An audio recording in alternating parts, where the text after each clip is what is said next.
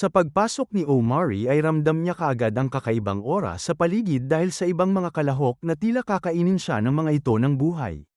Binabati namin lahat ng nakapasa sa unang round, ang gamit na inyong gagamitin ay nasa inyo ng mga locker, at ilang sandali lamang ay sisimulan na natin ang Phase 2 Nanograms tryouts.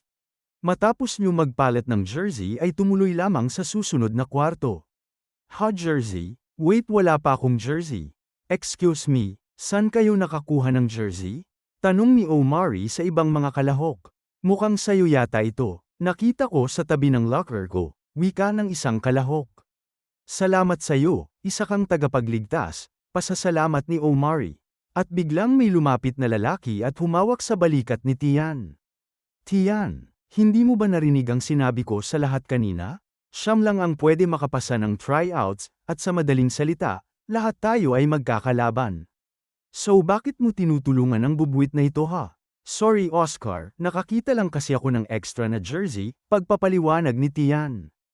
At bigla na lang tinulak ni Oscar sa Tian at bumagsak ito sa sahig. Hoy bakulaw! Ano bang problema mo? Galit na tanong ni Omari. Anong problema ko? Ikaw ang problema ko, dahil sa iyo, kaming lahat ay matagal na naghintay dahil sa tagal matapos ng trial mo. Kaya kung ganyan ka lang din pagdating sa basketball, mabuti pang tanggalin ka na nila. Overtime elite, ha? Kung merong kasali na kagaya mong basura, malamang hindi na bagay ang pangalang elite. Kung sa bagay, hindi na importante kung umabot man kayo sa round na ito. Sa loob na lang tayo ng court magkita, at doon ko wawakasan ang munti mong pangarap. Pagmamayabang na sabi ni Oscar habang papalabas ng kwartong tumatawa, sino ba yung bakulaw na yon? Tanong ni Omari, si Oscar, dati kaming magkakampi sa isang team at masasabi kong isa talaga siyang mahusay na player subalit wala siyang iniisip kundi siya lang dapat ang maging magaling sa loob ng court. Kaya ako na ang humihingi ng tawad sa ginawa ni Oscar, wika ni Tian.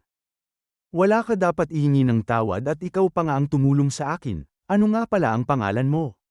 Ako si Tian. Kung ganoon, malaki ang utang ko sa iyo. Ako nga pala si Omari. Alam mo, magkakampi man kayo or hindi, hindi mo dapat hinahayaan gawin sa iyo ang ganoon ng ibang tao. At biglang lumitaw si Dribble sa harap nila Omari. Hoy! Kayong dalawa, ano pang ginagawa nyo? Dalian nyo at magsisimula na ang Phase 2 Nanograms tryouts. Oy, mukhang sa next round na lang natin mababaw iyan si Oscar wika ni Omari. Siguro nga, nahihiya namang sagot ni Tian, kung ito kaya? Konting pampalakas ng loob, sabay hampas sa likod ni Tian. Yan, ganyan nga, sabay tawa ni Omari habang papasok sila sa susunod na kwarto. 136 players ang nakapasok ng Phase 2, ang sunod na round ay elimination game. Dribble knockout. Ngayon ako tayo sa mga rules. Kailangan panatiliin ang dribbling. Kung ang player ay matravel, double dribble, or mawala sa kanya ang bola, sila ay matatanggal. Ang mga player na maagawan ng bola ay matatanggal din. Kahit anong parte ng katawan ay pwede gamitin para mawala ang bola sa ibang kalahok. At sa mga eliminated na player, huwag kayo mag-alala at may pag-asa pa kayo. Kayo ay magiging sideline defenders, at pwede ulit kayong makabalik sa loob ng court kung magawa niyong mawala ang bola sa kamay ng ibang player at makuha ang bola sa kanila. Subalit hindi kayo maaari lumagpas sa sidelines.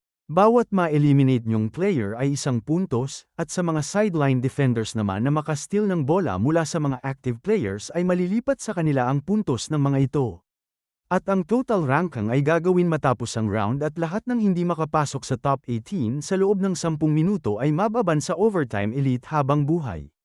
Kaya mga scouts, sponsors at superfans, place your bets. Sino kaya sa kanila ang may potensyal maging pinakamagaling na player in history? Malalaman natin yan ngayong gabi. At makikita natin na mukhang may pinaplano ang grupo nila Oscar laban sa ating bida.